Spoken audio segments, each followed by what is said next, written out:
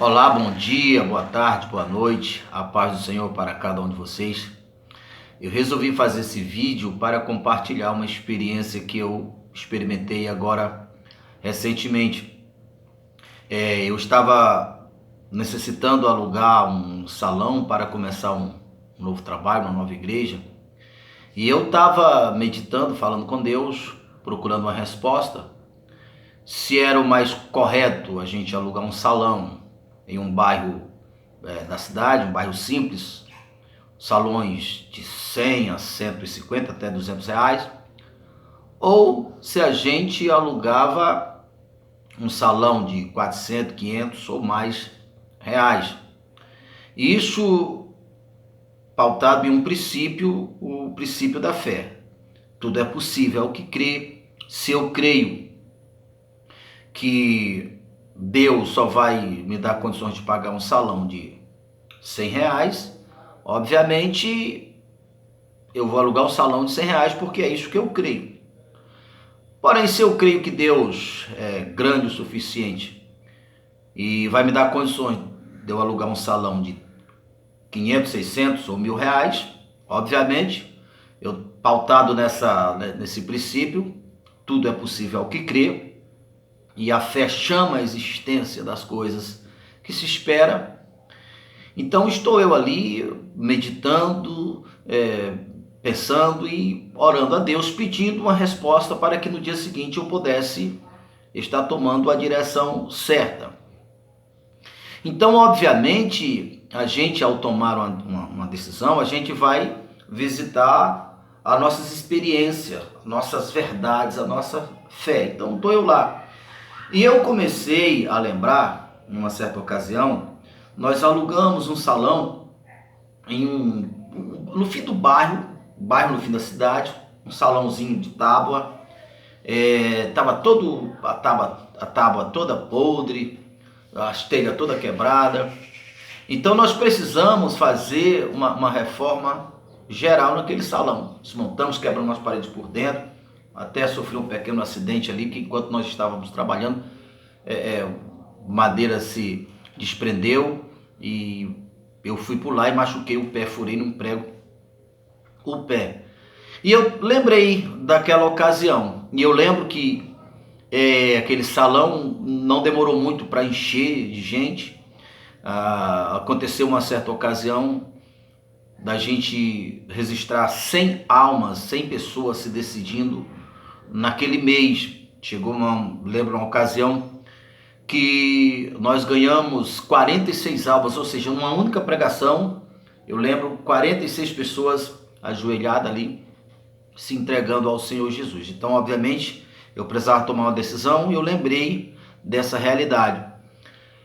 Aquele salão nós mudamos eles, ou seja, crescemos ele várias e várias vezes, e hoje é uma igreja bem estruturada naquele local. Eu lembrei em uma outra cidade, anos depois, que foi muito similar, foi quase igual. Sempre que a gente começava em salão de tábua, naquela situação, logo aquela igreja crescia. E eu também pontuei, buscar nas minhas lembranças, nas minhas experiências, situações e ocasiões que eu aluguei salões mais caros no centro da cidade, todo na cerâmica, forrado, casa para morar atrás. Eu mesmo já aluguei salões assim, morei com a minha família em alguns deles.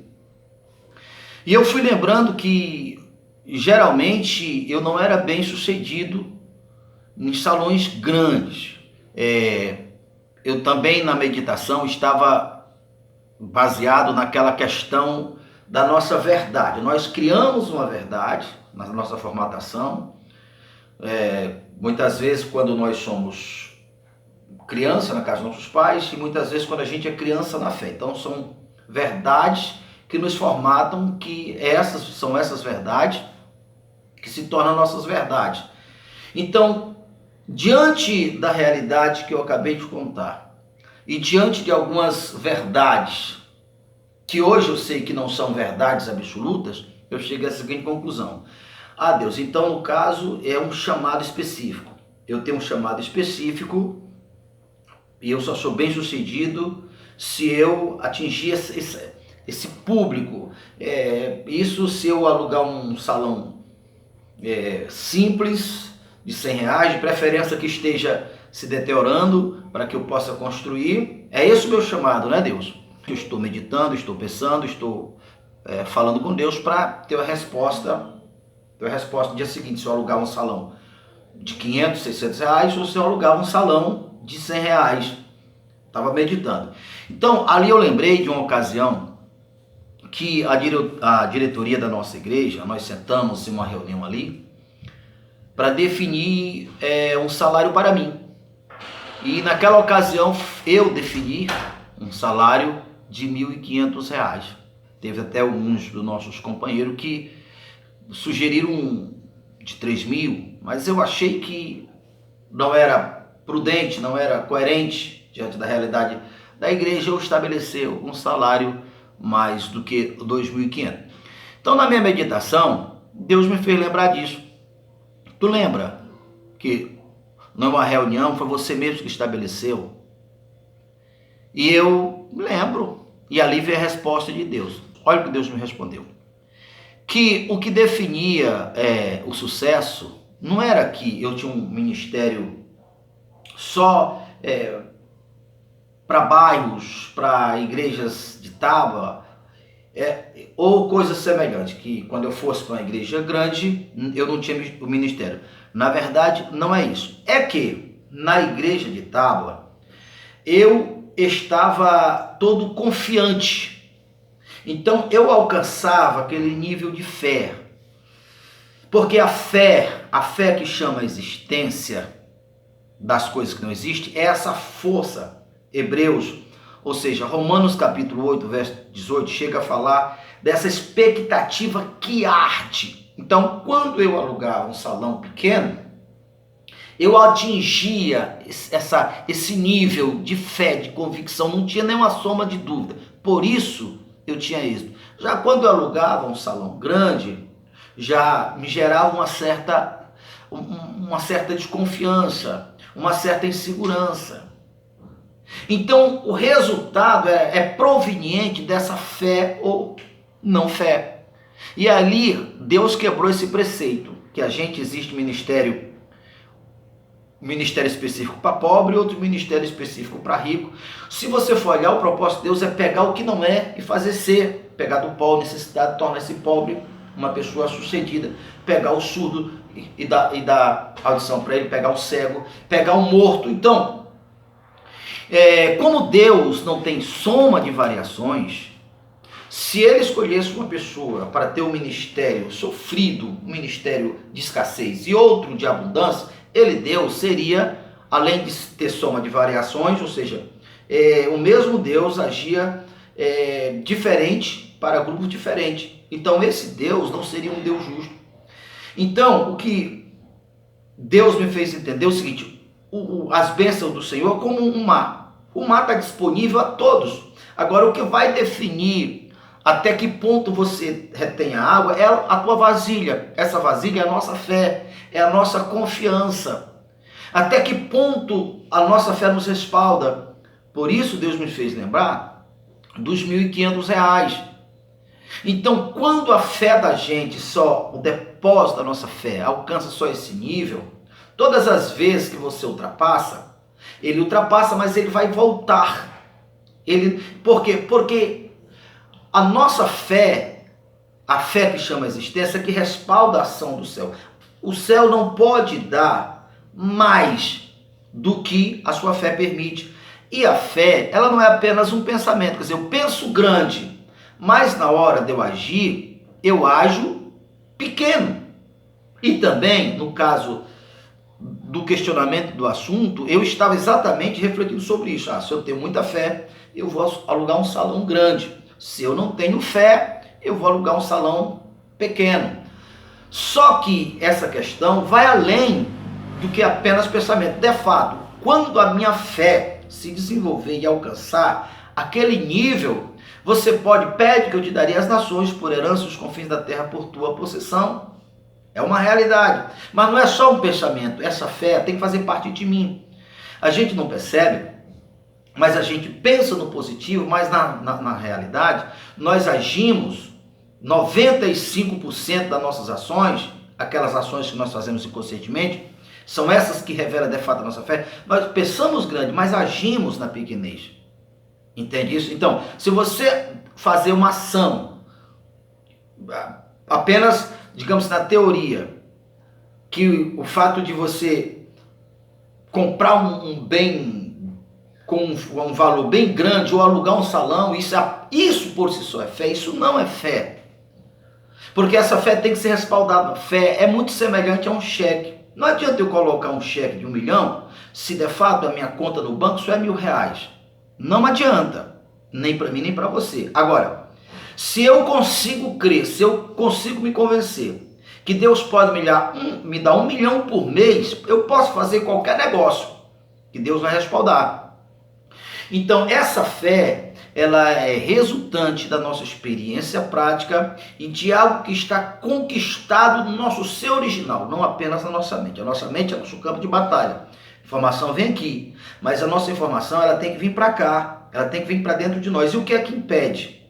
A nossa fé. A nossa fé é, digamos assim, aquilo que nós recebemos como verdade na formatação dos nossos pais, como na formatação como novo na igreja, né? Naquele momento que nós tomamos a decisão de aceitar Jesus, então essa intensidade nos permite ser reconstruído de novo, tudo se fará novo.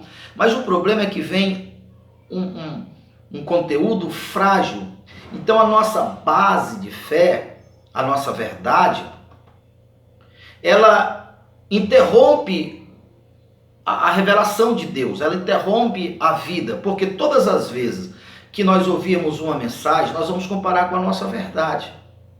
E se a nossa verdade estiver o contrário, o que vai acontecer? O nosso interior vai reciclar, vai jogar fora aquela novidade de vida, aquela informação. Porque nós, ao compararmos com a verdade que em nós foi implantado, nós vamos estar apoiado e dando credibilidade, hospedando a antiga fé, e assim as oportunidades e a fé que traria resultado, ela vai ser reciclada.